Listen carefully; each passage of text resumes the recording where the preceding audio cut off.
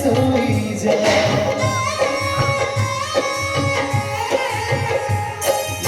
গাইলে ঘুরে বইলে মন কহিলে ঘরে সোই যায় আখিরে নিদর্শনী নিদর ঠিকড়াটা অনতকানি নিদর ঠিকড়াটা অনতকানি নিদর ঠিকড়াটা অনতকানি নিদর ঠিকড়াটা অনতকানি তা অনতকানি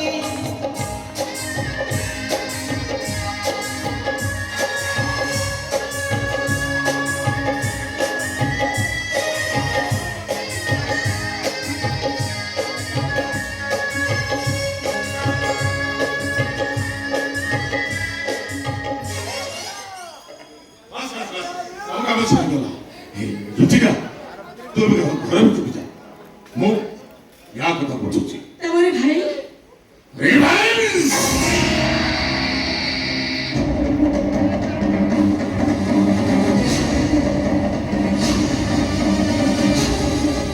এটা এটা মো ভাইকে মারা মারে এবার এটা মারা খাইলা ଆଉ ତତେ କଣ କହିଥିଲା କାହା ପାଦ ତଳେ ପଡିବ ନିଜେ ପାଦ ତଳେ ପଡି ଛେପ ଚାଟି ଆଉ ତ ଭାଇ କାଉଣ୍ଟ କୋଥାଇ ଆଉ ଥରେ ତ ରାଜି ନ ହୁଏ ତା ସହ କଥା କହେ ମୋ ଭୁଜଲି ଭାଇ ମାରି ଦେବି ତମକୁ ମୁଁ ମାରି ଦେବି একদম পাটি চোখ বেশি চিলেইবু তো তুম দিটাকে কাটি এইটি সফা করে দেবি কেহি দেখিবেনি কেহি জানিপারিবেনি কারণ এটা তো ঘর নয় এইটা হচ্ছে ମୋ ଭଉଣୀ ଘର ମୋ ଭାଇ କରି କିଏ ହବ ଏ ଭାଇ ଚାଲ ମୁଁ ତ ଭାଇ ମଟନ ଗୁସା କରି ରଖିଛି ଛାଡ ଖାଇଥିଲା ଆମେ ଗୁରୁବାରରେ ବି ମଟନ ଗୁସା ଚଳେଇ ଦବା ଚାଲ ଶୀଘ୍ର ଭାଇ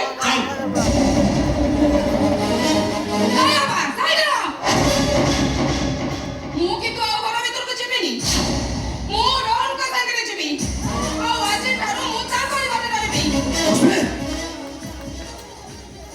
ତମେ କଣ କହି ଯାଉଛ ତମ ମୁଣ୍ଡ କଣ କିଛି କାମ କରୁନି କଣ ଜାଣିଛ ତମ ଅଭିଯାନ ତମେ ମୁଁ ଯାହା କହୁଛି ଠିକ କହୁଛି ତମେ ହୁଏତ ଏମାନଙ୍କ ଅପମାନକୁ ଭୁଲି ଯାଇପାର କିନ୍ତୁ ମୁଁ କେବେ ବି ଭୁଲିବିନି ମୁଁ ବି ଆଉ ମଧ୍ୟ କାହିଁକି ଏମାନେ ତମକୁ ଯେତିକି ଅପମାନ ଦେଇଛନ୍ତି ଏବେ ଏମାନଙ୍କ ଆଗରେ ମୁଁ ଏମିତି କିଛି କାମ କରିବି ତାଠୁ 100 ଗୁଣ ଅପମାନ ମୁଁ ଏମାନଙ୍କୁ ଦେବି আই কଣ କରିବ କଣ କରିବ ତୁମର ମୋ କାନ୍ତା କୋଥାଳି ଆଉ ମୋ କଥାରେ ଯେ ରାଜି ନ ହୁଏ ତା ସହ କଥା କହେ ଏଇ ଭଜାଳି ମାତାବି ଭାଇ ଭାଇ କୁଲ ଭାଇ କୁଲ ଏ ରଶ୍ମି କଣ ଦେଖେଇବୁ ଆଉ କଣ ରିଭେନ୍ସ ନବୁ ନେ ଆଉ କଣ ଦେଖେଇବୁ ଦେଖା ଦେଖିବୁ ତ ହଁ ମୁଁ ଦେଖି ବୋଲି ଛିଡ଼ା ହେଇଛି ଦେଖା ତାହେଲେ ଦେଖା କମ ଅନ୍ ଡନ୍ କମ ଅନ୍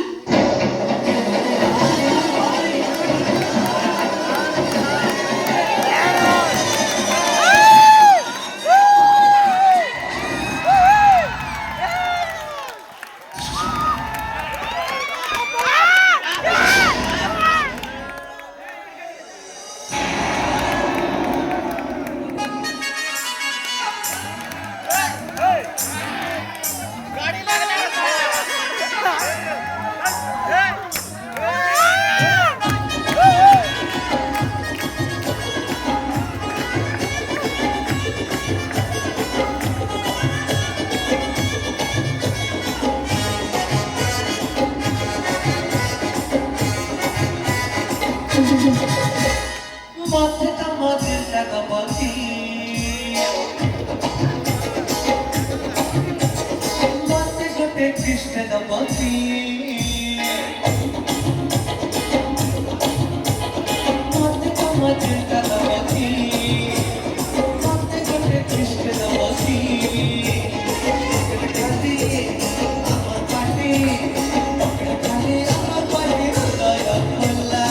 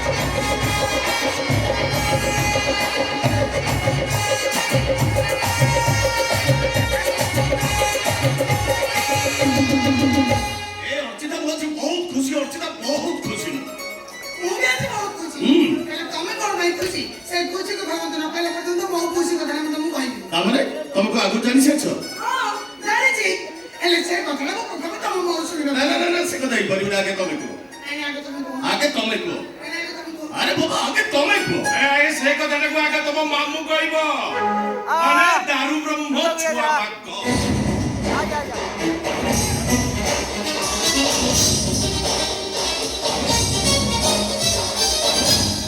तमरे मामू तुमको एतो जानी छछ जानिछि माने रिपोर्ट आसबो से पुनी छात्र दाता मेडिकल नो सेटा मामू जानि परिबो नै खास सेही पई अर्चिता को बधई जडिया पई मु फूल तोला धरि आछि कांग्रेचुलेशन अर्चिता अरे जेते चाहले अर्चिता ए वंशर उत्तराधिकारी को जन्म देबा को जाउछि ए अर्चिता अरे कथले सत हां आनंद तम करे कथा जानि ना तले आउटी के तमे खुशी काई कहतिला ओ खुशी खबर दाओ बोली मते बोलतिला এই দাঁতের 100 গুণা হাজার গুণা খুশি খবর মতো মতে দেবি আমি জানি চাচ্ছি তো জানি তো মামু সোনম ভলাই ঘরକୁ ফেরুছি হ্যাঁ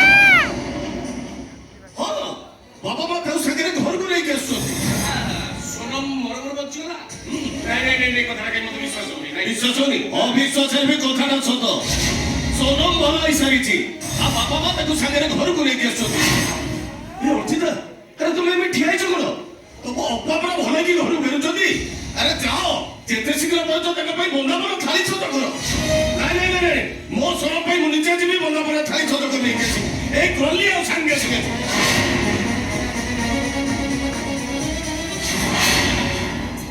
बाबा भाई घर फेरी अछि से कथा सुनि से खुशी गले अथच मो मां हम जाउछि ए कथा सुनि से खुशी नो मामू मामू मामू हम कमे नि देखो ए दी का कथा नि बोलना बड़ा मो मां हमरा बड़ा ना पर भला ये घर को फेरी आछि बड़ा बड़ा ମୁଁ କହିବି କଣ ମୁଁ ତ ଖାଲି ଦରଦାରି କରିଦେଇଛି କହିଲା ବେଳେ ତ ଯୁବକଙ୍କୁ ଏକ ପ୍ରକାର ନଷ୍ଟ କରିଦେବି ପଇଠା ବଦଳରେ ଖାଇଲା ବେଳେ ଖାଇଲୁ ଓ ଭାଇ ପ୍ରଥମ ଭାଇ ସାଲ କରି ତୁ ସେକେଣ୍ଡ ମ୍ୟାରେଜ କରୁ ତଥାପି ତ ମୋର ଟିକେ ବି ଦୁଃଖ ନାହିଁ ସବୁ ଘରେ ଏତେ କଷ୍ଟ ସହି ତା ପିଲାକୁ ମା ହବୁ ସେଥିପ୍ରତି ଟିକେ ବି ଲାଗି ତାର मजा लाଗୁଛି मामू ओ पाए घर का छुआ परे ए घर मोर के आवश्यकता रही परी किंतु भाई ए घर भाई मो खोजा लवड़ा है छिबी ଘଟଣା ଏଠି ମାନେ ୟା ଭିତରେ କଣ ସବୁ ଘଟଣା ଘଟଣା ତୁ ଜାଣିଲୁ ନା ମୁଁ ଯା ବିଶେଷ ସୂତ୍ରରୁ ଖବର ପାଇଛି ସୌରଭ ଖାଲି ଭଲ ହିଁ ଘରକୁ ଫେରୁନି ଆଉ ନା ଡକ୍ଟର କହିଛନ୍ତି ସେ ଚାହିଁଲେ ମା ହେଇପାରିବ।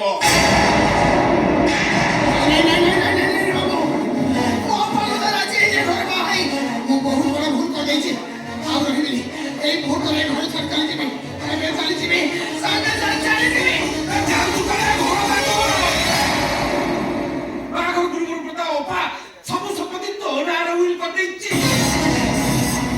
ଏମିତିକି କୀର୍ତ୍ତି ସୋନମକୁ ଡିଭୋର୍ସ କରିସାରିଛି। ତାହେଲେ ଠିକ ଅଛି କେତେ ଯଦି ଅପକୁ ଡିଭୋର୍ସ କରିଛନ୍ତି ଅପା ଭଲ ହେଲା ପରେ ଘରକୁ ଆସୁଛି କାହିଁକି ଏ ଘରେ ସେ ଆଉ ରହିବ କାହିଁକି ସେ ଭାଇଟାଲ ପଏଣ୍ଟ ସପୋଜ ମନେକର ଧରାଯାଉ ଯଦି ସୋନମ ଭଲ ହେଇଗଲା ହଉ ଭଲ ହେଲା କୀର୍ତ୍ତି ତ ତାକୁ ଡିଭୋର୍ସ କରିସାରିଛି। ଡିଭୋର୍ସ ପରେ ସେ ଏଠିକି ଆସୁଛି କାହିଁକି ଏ ଘରେ ରହିବ କାହିଁକି ଏଇ କଥାଟାକୁ ତୁ ତୋ ଶ୍ୱଶୁରକୁ ପଚାର ତୋ ଶାଶୁଠୁ କୈଫତ ମାଗ। ଅବଶ୍ୟ ମୁଁ ଟିକେ ତୋ ପାଖରେ ରହିଲେ ତୋର ବଡ଼ ସପୋର୍ଟିଂ ମିଳିବ। ତମେ ଠିକ କହିଛ ମାମୁ ଏ ସମୟରେ ମତେ ନିରାପ ରହିଲେ ହବନି ଏ ଘରେ ମୋ ଅଧିକାରକୁ ମତେ ସାବ୍ୟସ୍ତ କରିବାକୁ ପଡିବ ମୋର ସମ୍ପର୍କକୁ ଏ ଘରେ ମତେ ବାନ୍ଧି ରଖିବାକୁ ପଡିବ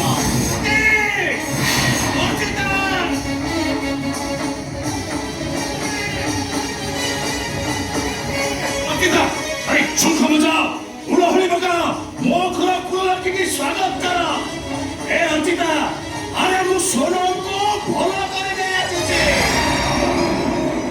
आगल घरर सुख दिन फेरी आछे ए भाई दारू ब्रह्म याठू आहुरी प्रबल खुशी खबर मु दବୁ। खुशी ଆମ ଅର୍ଚିତା ଏ ବଂଶର ଉତ୍ତରାଧିକାରୀକୁ ଜନ୍ମ ଦେବାକୁ ଯାଉଛି।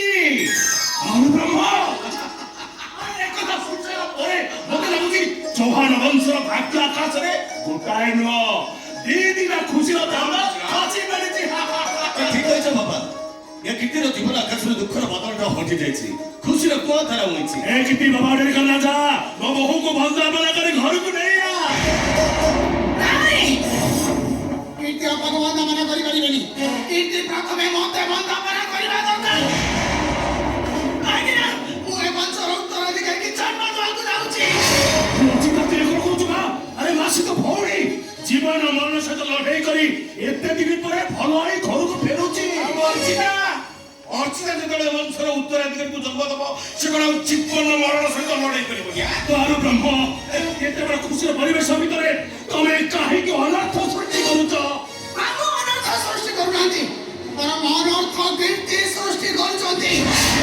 ଅପ ପାଇଁ ସେ ବନ୍ଦାପନା ଥାଳି ନେଇ ଚାଲି ଆସିଲେ ଅଥଚ ମୁଁ ମା ହବାକୁ ଯାଉଛି ଏ କଥା ଶୁଣି ସେ ମତେ ସାମାନ୍ୟ ବୋଧ ହେଇ ଟିକେ ଚଳେଇଲେନି ଅର୍ଚିତା ପାଇଁ ଘରକୁ ଆସିବା ଆଗରୁ ଆଗ ଏ କଥାରେ ବିଚାର ହେବା ଦରକାର ତମ ପାଇଁ କୋଉ କଥାଟା ବଡ ମୋ ମା ହବାଟା ବଡ ନା ଅପର ଭଲ ହେଇ ଏ ଘରକୁ ଫେରି ଆସିବାଟା ବଡ ମୋ ପାଖରୁ ଶୁଣିବା ପାଇଁ ଯଦି ଚାହୁଁଛ ତାହେଲେ ଶୁଣ ତମ ଅପା ଭଲ ହିଁ ଫେରିବାଟା ମୋ ପାଇଁ ବଡ଼ କେବଳ ତାକୁ ଖୁସି କରିବା ପାଇଁ ମୁଁ ତମକୁ ମ୍ୟାରେଜ କରିଥିଲି ମୋ ସୋନମକୁ ବଞ୍ଚାଇ ରଖିବା ପାଇଁ ମୁଁ ମାଛରେ ଛେଦିରେ ମାଛର ଘରକୁ ଯାଇଥିଲି ତମ ଖୁସି ପାଇଁ ନୁହେଁ କି ମୋ ପାଇଁ ବି ନୁହେଁ ଆରେ ଅର୍ଚିତା ଏ ବଂଶର ଉତ୍ତରାଧିକାରୀକୁ ଜନ୍ମ ଦେବ କଣ ପାଇଁ? ଏ ଦରକାର ପରେ ଏ ବଂଶ ବୁଲି ଯାଇବେ ରାଜ୍ୟ ହୋଇଥିଲେ ମୁଁ କେବେ କାହାକୁ ମଧ୍ୟ ଜଣେଇ ପାରିବିନି ଠିକ ଅଛି ମତେ ବଧେଇ ସିନା ଜଣେଇ ପାରିବନି ହେଲେ ଆଲବିଦା ତ କରିପାରିବ ଏ ଅର୍ଚିତା ତୁମେ ଏସବୁ କଣ କହୁଛ ମା ଏ କହୁଛି ବାବା ଅପ ଘରେ ଏଇ ଘରକୁ ଫେରି ଆସିଛି ସେ ଚାହିଁଲେ ପୁଣି ଥରେ ମା ହେଇପାରିବ ଏ ଘରେ ମୋର ଆଉ ଆବଶ୍ୟକତା କଣ ଅଛି ଆଉ ରହିବିନି ଏଇ ମୁହୂର୍ତ୍ତରେ ଘରେ ଛାଡ଼ି ଚାଲିଯିବି ଏବେ ଚାଲିଯିବି ସାଙ୍ଗେ ସାଙ୍ଗେ ଚାଲିଯିବି ଶୁଣ ବାବୁ କଣ କହୁଛ କଥା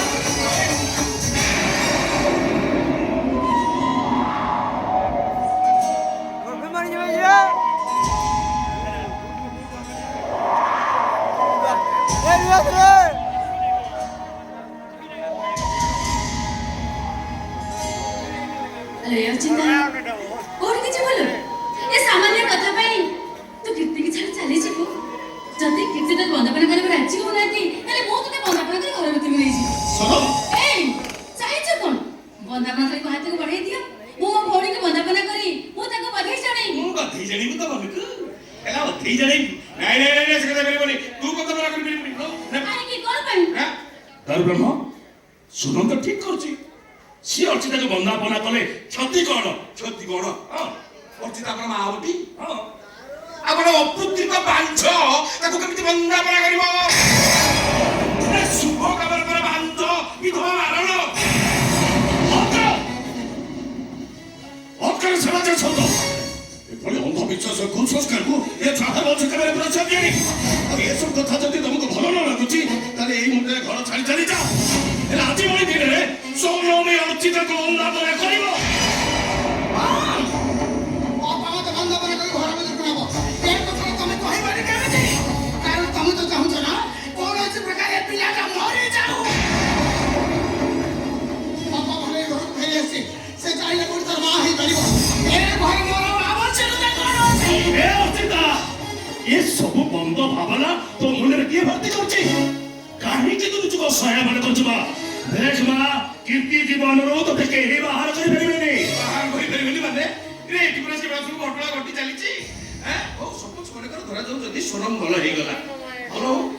ହେଲେ କୀର୍ତ୍ତି ତ ତାକୁ ଡିଭୋର୍ସ କରି ସାରିଛି। ଡିଭୋର୍ସ ପରେ ସେ ଘରେ ରହିବ କାହିଁକି? ହଁ ଆଇନଗତ ଭାବରେ ମୁଁ ସ୍ୱରମକୁ ଡିଭୋର୍ସ କରିବା କଥାଟା ସତ। ହେଲେ ହୃଦୟ ନୁହଁ। ତା ସହିତ ମୋର କିଛି ସମ୍ପର୍କ ରହିବନି। ହେଲେ କାଗଜ କଲମରେ ଲେଖାଏ ସତ। ହେଲେ ମୋର କାଗଜରେ ଏପର୍ଯ୍ୟନ୍ତ ପୁଣ୍ୟ କ୍ଷତ ପଡ଼ିନି। ତାହେଲେ ମୁଁ ଏ ପିଲାଟାକୁ ଜନ୍ମ ଦେବି କଣ ପାଇଁ?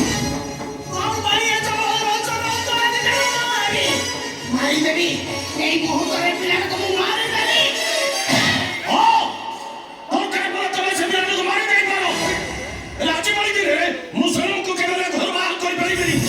ଦେଖ ତମ ରକ୍ତକୁ କେମିତି ତମ ଆଖି ଆଗରେ ନଷ୍ଟ କରିଦଉଛି।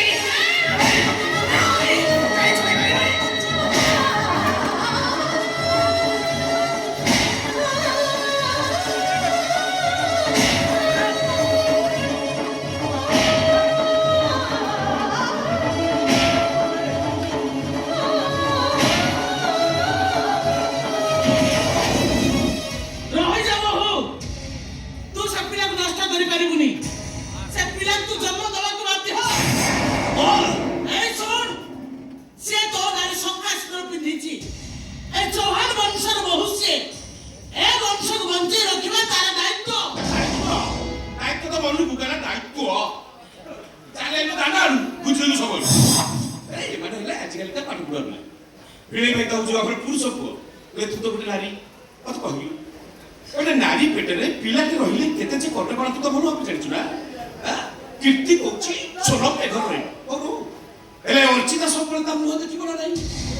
କଥାରେ ପୁରା ଅଛି ବାଞ୍ଛର ଛାଇ ପଡ଼ିଲେ ଫଳନ୍ତି ଗଛ ବି ଯାଏ।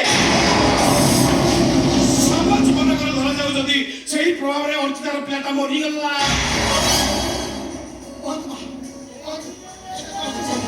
ଯନ୍ତ୍ରଣା ସହି 10 ଦିନ ସେ ପିଲାର ଜନ୍ମ ହେଇ ମୁଁ ସେ ପିଲାକୁ ଜନ୍ମ ଦେବି।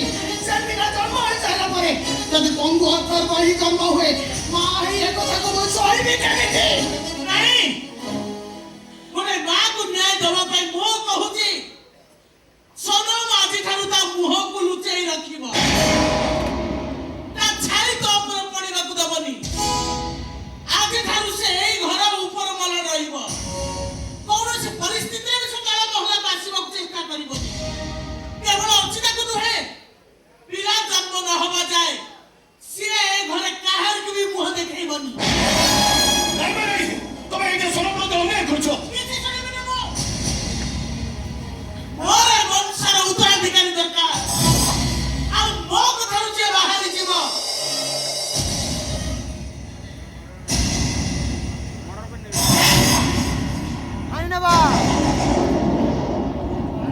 ସିଏ ଆଗ ମତେ ଆଣି ବିଷ ଦେଇଦବ। ତାପରେ ମୋ ଆଦେଶରୁ ସିଏ ବାହାରି ଯିବ।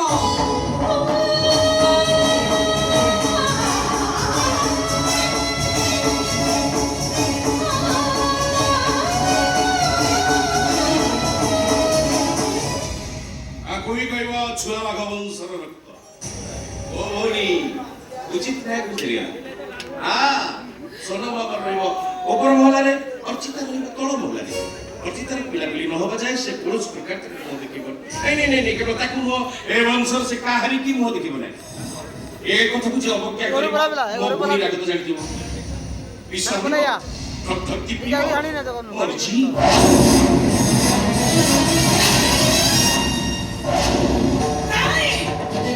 ତମେ ସମସ୍ତେ ନିଷ୍ପତ୍ତିକୁ ମାନି ନେଲେନି ମୁଁ କେବେ ନିଷ୍ପତ୍ତି ନିଜ ମନକୁ ବୁଝେଇ ପାରୁନି ୟା ପାଇଁ ଗୋଟେ ନୂଆ ବିଚାର ହବ ଆଉ ସେ ବିଚାର ମୁଁ କରିବି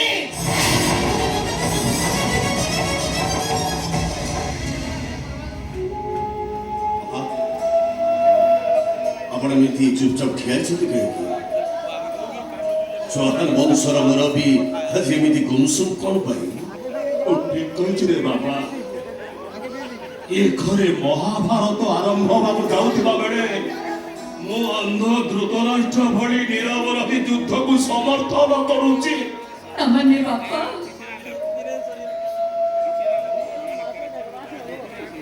ଆପଣ ବି ମାନୁଛନ୍ତି ଆପଣଙ୍କର ବହୁତ ଅମଙ୍ଗଳ ମୋ ଛାଇ ପଡ଼ିଲେ ଅର୍ଚିତା ପିଲାର ଅମଙ୍ଗଳ ହବ ମୋ ନିଶ୍ୱାସରେ ଅର୍ଚିତା ପିଲା ନିଶ୍ୱାସ ବନ୍ଦ ହେଇଯିବ ତୁ ଛାଇ ପଡ଼ିଲେ ତା ନିଶ୍ୱାସ ବନ୍ଦ ହେଇଯିବ ଏଭଳି ଅନ୍ଧବିଶ୍ୱାସକୁ ତ ଶ୍ୱଶୁର ବିଶ୍ୱାସ କରେନି କିନ୍ତୁ କୌଣସି କାରଣବଶତଃ ଯଦି ଅର୍ଚିତା ପିଲାଟା ନଷ୍ଟ ହେଇଯାଏ ତାହେଲେ ଦୁନିଆ ଏ ସମାଜ ତତେ ଦାୟୀ କରିବ କଳଙ୍କ ଦବ ଅପବାଦ ଦବ ଏ ଘରର ପାଞ୍ଚଟା ମଣିଷ ସେ ଅନ୍ଧବିଶ୍ୱାସକୁ ବିଶ୍ୱାସ କରୁଛନ୍ତି ରାତି ପାହିଲେ ସାରା ସହର ଡେଙ୍ଗୁରା